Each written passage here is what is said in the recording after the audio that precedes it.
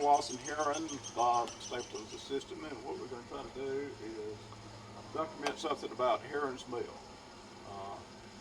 It was built sometime in the late 1800s.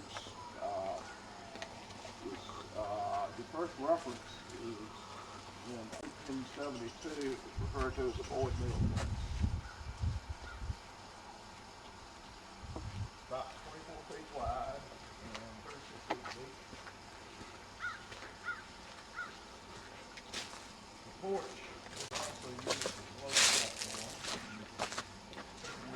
Wait a minute. The porch acted as a loading platform. People would bring the corn in and unload it on to here. As a matter of fact, when my father operated it, we would roll the mill out and load the truck to deliver it to the surrounding communities off this platform. This is an old millstone that probably was once used in the mill.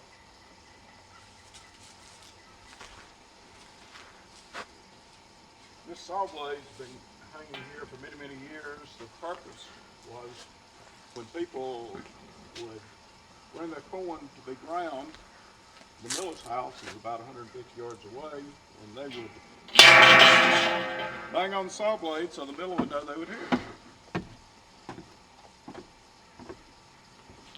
Also on the door, it's just hundreds of small holes and little tacks, and it looks as though at one point maybe messages were left on the door.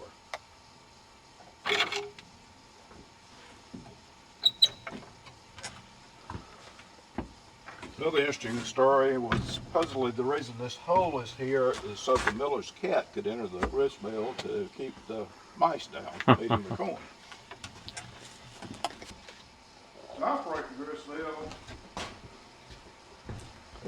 corn was bagged, brought to this point, and this was a box with hardware cloth in the bottom. It was sifted, and the corn would fall in this hopper. The corn was then transported to the second floor through this conveyor belt. And we'll go upstairs shortly and see how it operated after it got to upstairs. After going through a process upstairs, it dropped through this chute into this hopper and was fed into this hopper. The two stones, the top stone turned and the bottom stone was stationary, and as it turned, the corn meal was dumped into the sifter. While we're at this point, a couple other things to point out.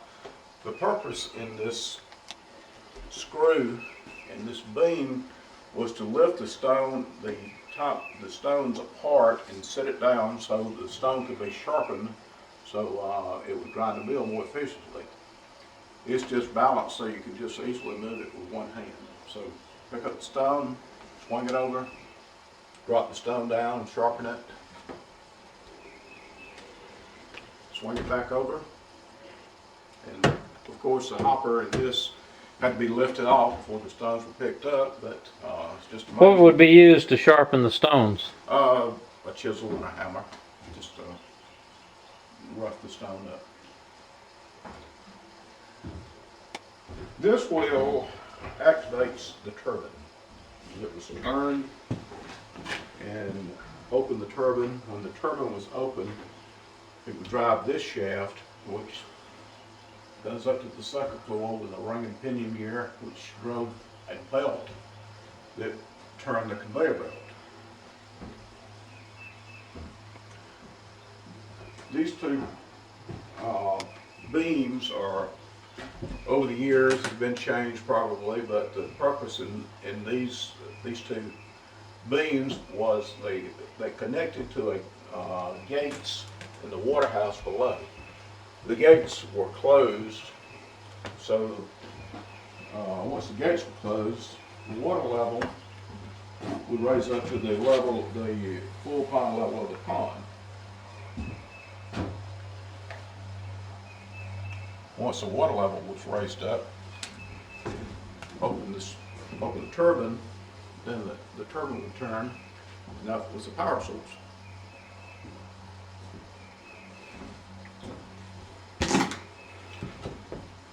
When the mill discharged, this was added probably in the 30s or 40s.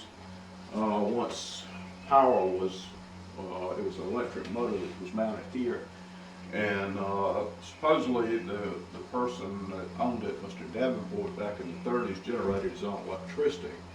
And I would think that was probably the time that this was put on here, once electricity was in the area, or he had his own electricity. But this turned, and it would sift the bran out of the corn. It fell on the floor, and the sifted cornmeal. So that screen, okay, I can see now that the screen See, in the bottom of that. Just shook it. Then the sifted meal would drop in this box.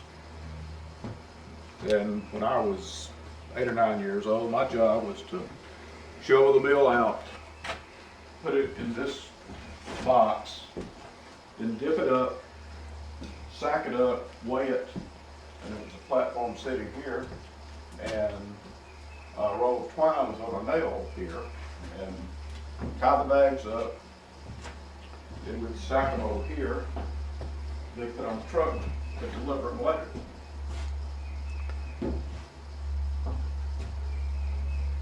But the construction is, the beams are about 10 inches square, and they are mortised together, and wood pegs are doweled in to hold the beams together.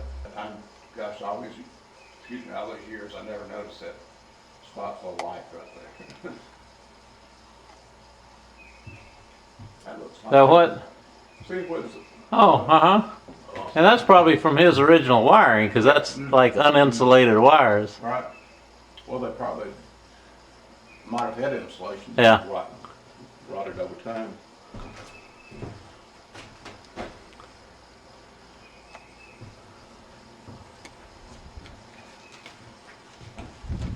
Another old story concerns this post.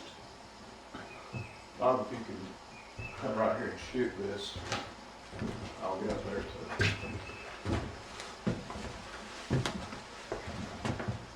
Yep. The story goes that whoever was operating the mill was standing next to this shaft with an overcoat on.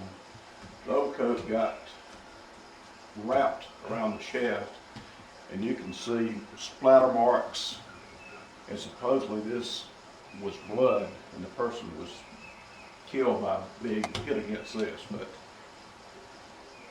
you lay your hand right here, it's exactly a handprint that supposedly was a bloody handprint. Hey, yeah. If it's not true, it's a good story.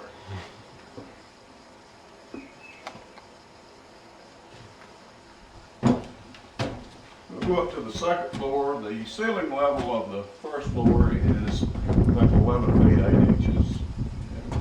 On the second floor, the ceiling heights, or the exposed beams, are is about 5. It's a latch here. That's, I don't, it was just here, and I think it came off an old door. It was just Sure. laid there. And you got plenty of these bags. They're about to be gone, but at one point there were hundreds of them left up here when the mill stopped operating in about 1963 or 64.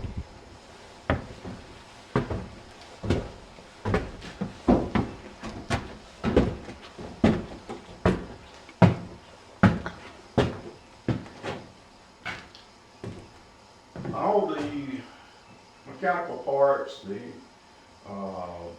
belts, even though broken, everything is intact, just as when it stopped operating in the early 60s.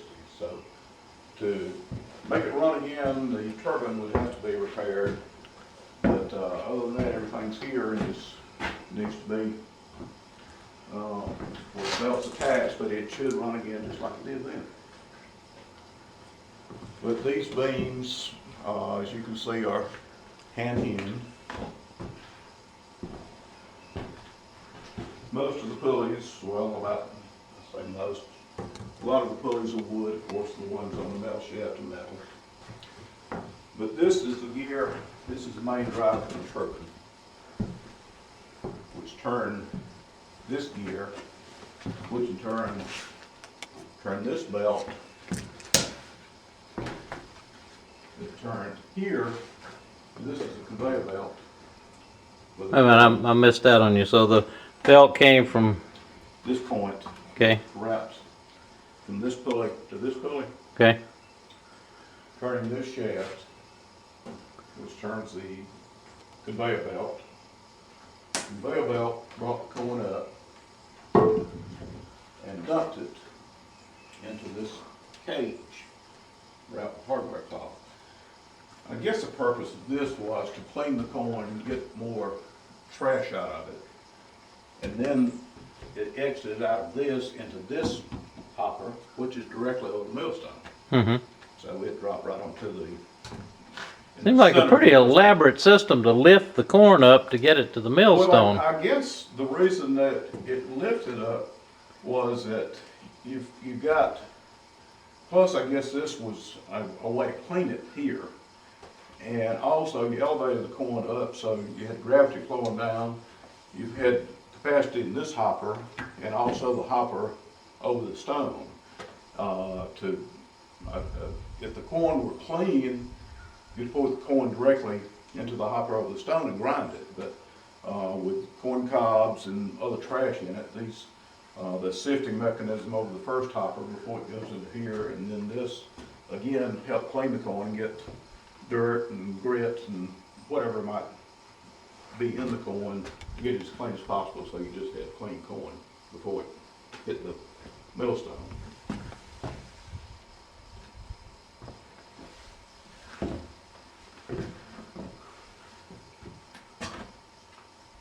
And the power level, as you can see, is not there. It's been a problem with the leak at the spillway, which is about 100 yards to the west, and also a leak as the water enters into this tunnel. So hopefully in a few weeks this will be corrected and water level. I mean, it's only been down a few weeks, right? Yeah. And it'll be back up again. Sure, it'll be soon. back as soon as they can get up here to fix that. Yeah.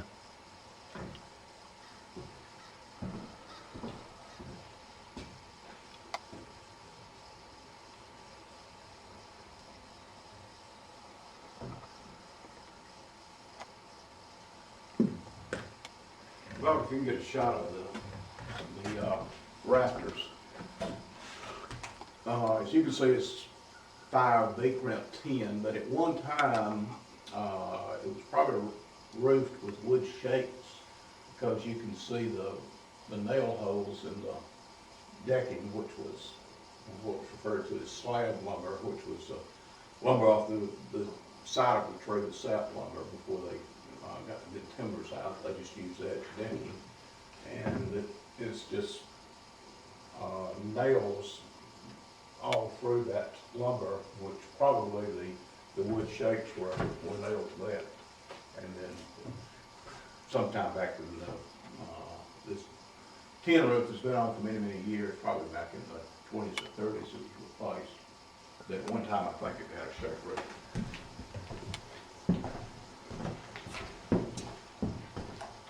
I wonder why the notch right here. I don't know, that beam is almost notched in two. Yeah. And it doesn't have a. These beams, when it was built, these beams might have been salvaged from another structure, because the main beams can be sawn, and these are hand hewn. But these are hand hewn also. That may not be the case. When they're hand hewn, what are they? Uh, With an they are- adze or something? Yeah. Wow, they sure got them straight. But you can see the Oh, the chop marks, yeah. chop marks where they.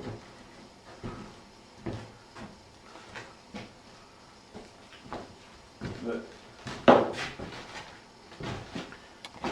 You'd have to have a pretty economical labor force to chop these things out. Here's a good spot to stick the wooden dowels and how it's mortars together.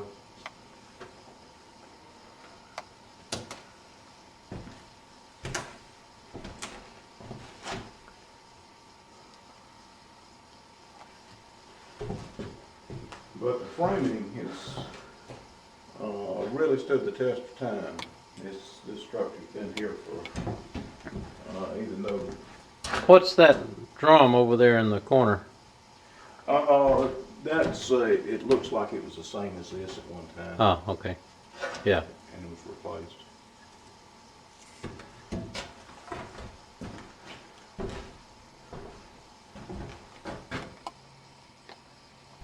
Using gravity to into there. It's cleaning the corn with this drum up there, and also it gives the capacity of 3 hoppers rather than just 1 hopper. What is that? This is the board that It's just well worn for. yes, you can see it's got a just a see it fits perfectly in here. Yeah. This is used to push the mill down. This